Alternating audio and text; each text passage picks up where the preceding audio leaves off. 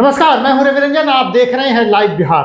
Live Bihar पर हर रोज आप देखते हैं एक वरिष्ठ पत्रकार के साथ एक खास मुद्दे पर खास बातचीत। तो आज हमारे साथ हैं वरिष्ठ पत्रकार संजीव कुमार जी और बातचीत का विषय है कि क्या एनडीए अपने कुनबे को बढ़ाने के लिए आईएनडीआईए गठबंधन को तोड़ रहा है? क्या मुकेश सहनी एक बार फिर पाला बदल सकते हैं? असल में ये चर्चा तब छिड़ी है जब मुकेश सहनी ने अपना डीपी बदल लिया है और उस पर तिरंगा लगा लिया है। अब ये कहा जा रहा है कि भाजपा ने जो अभियान छेड़ा है उस अभियान के साथ मुकेश सहनी भी शामिल हो गए हैं। तो क्या मुकेश सहनी पाला बदलेंगे? क्या आईएनडीआईए गठबंधन को कोई बड़ा झटका मिलने वाला है? इन सब मुद्दों पर बातचीत करने के लिए हमारे साथ हैं संजीव कुमार जी। आपका बहुत स्वागत है। सबसे पहले तो मेरा आपसे सवाल यही है कि मुकेश सहनी क्या पाला बदल सकते हैं? देखिए, राजनीति में और कहा जाता है कि क्रिकेट में कुछ असंभव नहीं है। समीकरणों का ही संभावनाओं का ही खेल है। और जिसको लगता है कि मेरी संभावना वहां ज्यादा अच्छी बन रही है या हमारा कुनबा वहां बढ़ सकता है, वो उस खेमे में चला जाता है।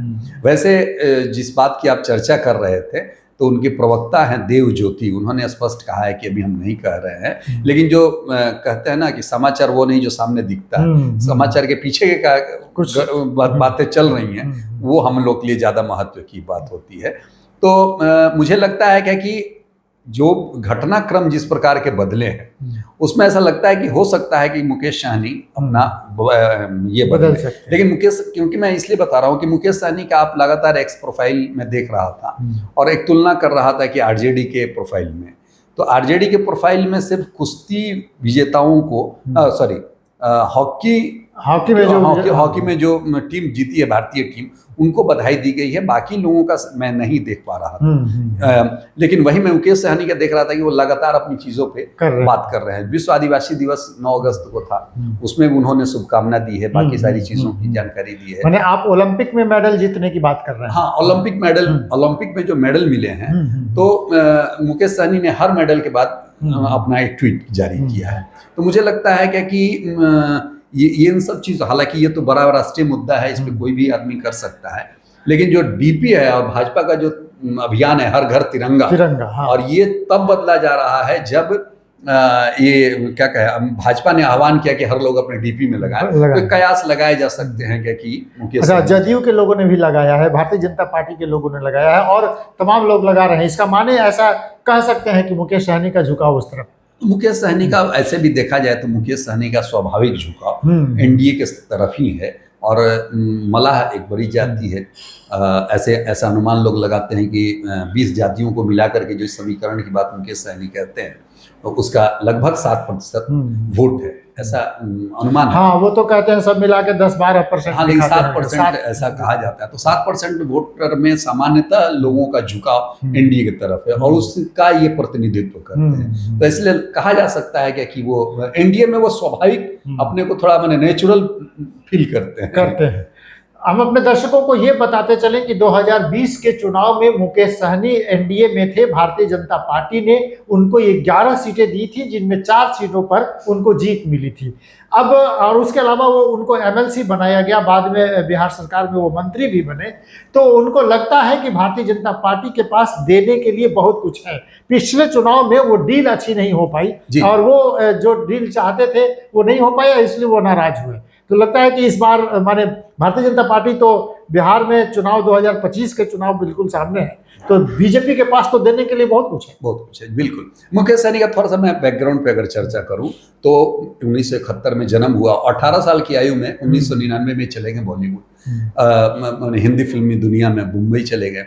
वहाँ पर उन्होंने अपनी एक कंपनी, कई संघर्ष के बाद अपनी एक कंपनी बनाई। और सबको ध्यान में है कि बजरंगी भाईजान 2002 में जो रिलीज हुई थी, पोस्टर वगैरह सब बना, उसका सारा इन्होंने कार्य किया था। उसी तरह एक और फिल्म थी 2002 में आई थी देवदास, और 2000 संभवतः 10 या 11 में आई थी बजरंगी भाईजान। अच्छा, उसका उन्होंने काम किया था। और एक बड़ा जो इन्होंने अपना पॉलिटिकल कहिए या पब्लिक इमेज जो बनाई, ये पहला इनका बड़ा इवेंट हुआ था 2008 में, छठ को लेकर एक बड़ा पूजा किया, बड़ा कार्यक्रम। और पटना में इनकी सक्रियता बढ़ी 2015-16 से। 15 के चुनाव के समय इनकी थोड़ी सक्रियता थी। 2016 में इन्होंने एक बनाया था पार्टी बिहार निषाद संघ। हाँ, निषाद संघ बनाया था और 2018 में अपनी पार्टी फॉर्मली लॉन्च की, विकासशील फिर अपने आप को इन्होंने son of Mallah son of मल्लाह करके, उनका सारा तो निकलता ही था सन ऑफ मल्लाह, हम लोग को भी नहीं लगता था सन ऑफ मल्लाह कौन। और उसी तरह देखे हमने कि बाद में कई एक और नेता थे, उन्होंने कहा सन ऑफ डोम। ऐसे कई लोगों का एक क्रेज भी बना। अब अपनी जाति के प्रति लोगों का जो पहले एक शर्म थी, एक झिझक थी, लेकिन अब खुलकर बताते हैं कि ये हम इस जाति। और 2000 उसके बाद 2018 के बाद तुरंत आया 2020 का चुनाव। 2020 के चुनाव में आपको भी याद होगा कि होटल मौर्या में वो प्रेस कॉन्फ्रेंस कर रहे थे तेजस्वी और तमाम यूपीए गठबंधन के लोग थे। उसी प्रेस कॉन्फ्रेंस में वो अचानक वहां से उठ करके गुस्सा करके चले आए थे और बाहर आकर के उन्होंने स्टेटमेंट दिया कि मैं इसमें नहीं हूं, मुझे घोषणा कहा गया था कि आपको डिप्टी सीएम बनाया जाएगा, ये नहीं हुआ, मुझे इतनी सीटों की बात हुई थी वो नहीं मिला। और फिर उसी समय वो आकर के 2020 के चुनाव में एनडीए में शामिल हुए और तेजस्वी उनको मजाक में कहते भी थे कि ये छोटा पैकेट, छोटा रिचार्ज है, कब खत्म हो जाएगा पता नहीं, मैंने फिर वापस आ जाएंगे। ये दर्शकों को जानना बेहद जरूरी है कि मुकेश सहनी और तेजस्वी यादव की अदावत कोई पुरानी, कोई नई नहीं है, ये पुरानी अदावत है। लेकिन पिछले लोकसभा चुनाव में मुकेश सहनी तेजस्वी यादव के साथ खूब दिखे, मछली खाते हुए, कभी संतरा खाते हुए, और ये तस्वीरें वायरल हुई।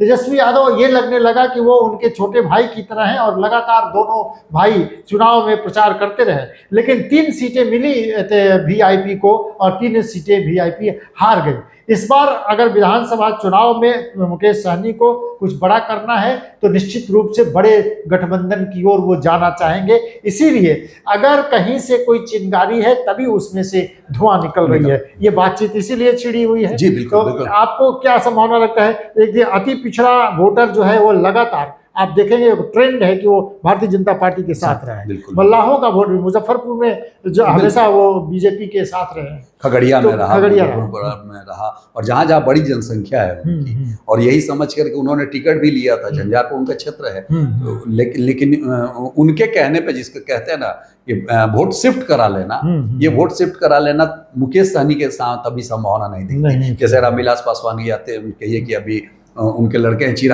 चिराग पासवान का वोट शिफ्ट करा सकते हैं। लालू जी के परिवार में है कि वो यादवों का वोट शिफ्ट करा सकती है। जीतन राम मांझी का है, लेकिन ये मुकेश सहनी के साथ अभी मुझे लग रहा है कि संभावना नहीं है। इसलिए इनको पहले तो मल्लाहों का विश्वास जीतना होगा और खुद को एस्टेब्लिश करना होगा पॉलिटिक्स में, तभी मुझे लगता है मल्लाहों का लीडर बनना है, तभी उनके लिए एनडीए सेफ जोन रहेगा, उसके साथ वहीं पे वो कर सकते हैं।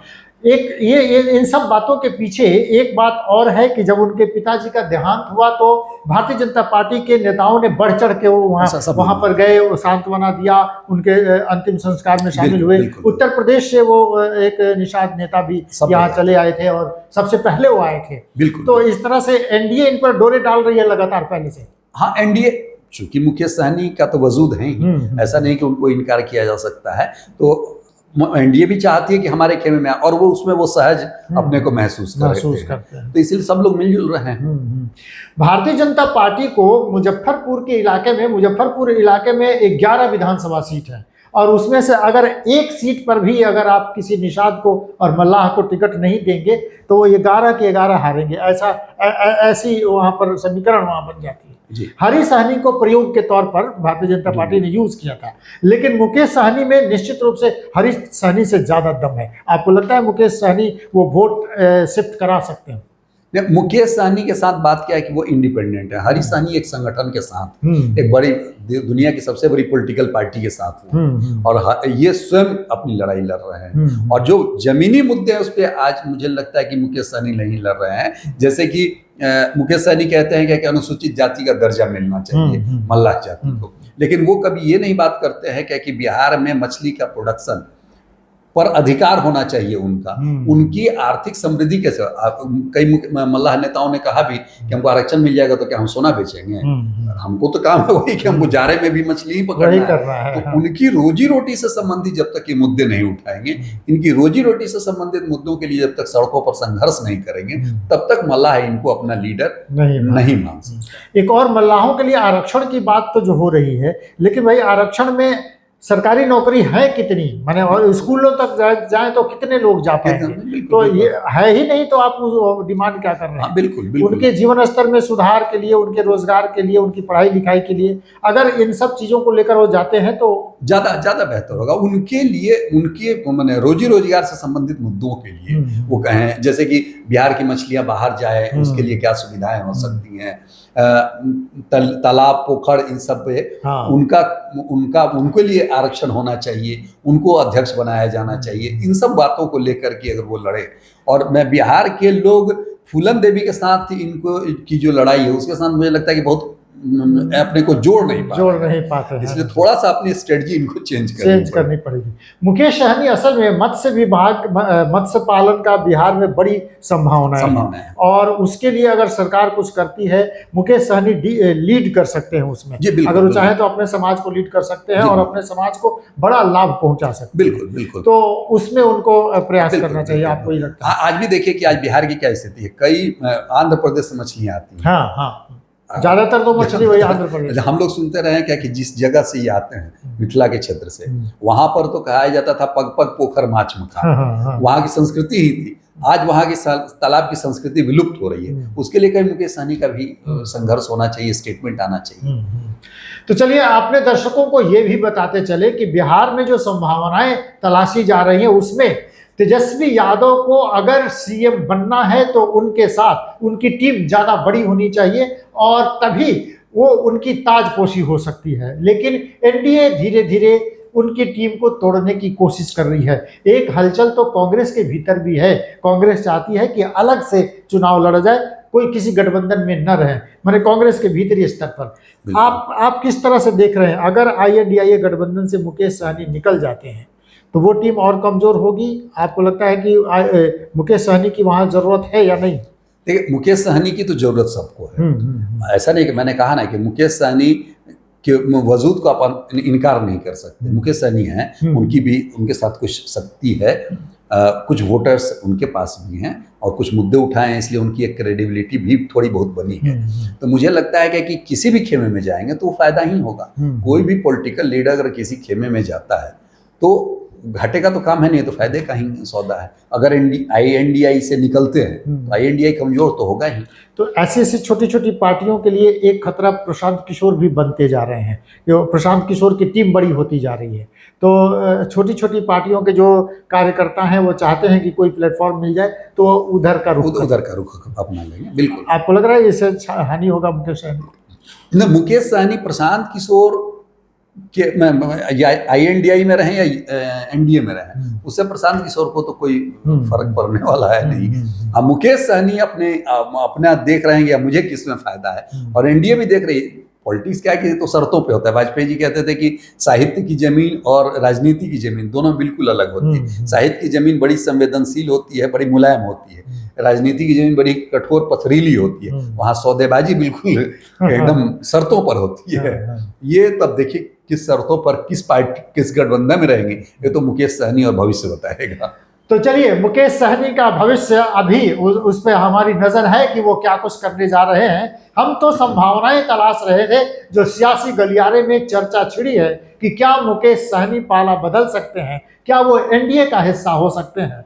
हवा इसी की ओर संकेत कर रही है कि क्या मुकेश सहनी फिर से पाला बदल के NDA की ओर जा सकते हैं, और अगर ऐसा हुआ तो INDIA गठबंधन को कितना झटका होगा और NDA के लिए वो कितना लाभकारी होगा। ये बड़ी दिलचस्प मोड़ पर बिहार की राजनीति धीरे धीरे चली जा रही है। जुड़े रहिए लाइव बिहार के साथ। इस तरह के बातचीत देखने के लिए हर रोज आप लाइव बिहार को सर्च कीजिए, उसको सब्सक्राइब कीजिए और जुड़िए लाइव बिहार के साथ। देखते रहिए लाइव बिहार। नमस्कार।